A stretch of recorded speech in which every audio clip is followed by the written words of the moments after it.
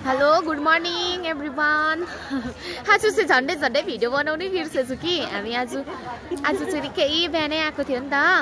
अन्त मेरो चाहिँ मनतोला बोडी थियो जुन चाहिँ हिजो मैले फोटोमा हालेको थिएँ त्यो चाहिँ कि सकेँ मैले 12-13 केजी रहेछ हो। अनि त्यहाँदेखिको यो सिमल तरुल हो, यो घिउ बोडी हो। मनतोलाहरू अहिले 120 रुपिस केजी छ है हाम्रोतिर यहाँनिर। यो पनि सेम 120 पर केजी, तर बेसी लानेलाई चाहिँ मैले चाहिँ 100 रुपिस केजीको 100ले दिइहाल्यो कि 12 केजी हो। अन्त अब यो घिउ बोडीको पनि डिमान्ड भइरहेको छ, 5 केजी चाहिँ लाने भन्नुहुँदैछ एकजनाले। अनि अरू बिस्तारै बेच्नुपर्छ। झन्डै भिडियो बनाउनु बिर्सेको नि हो।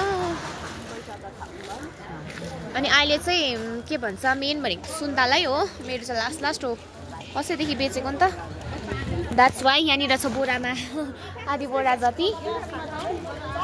यहाँनिर छ एकदमै ठुल्ठुलो सुन्तला।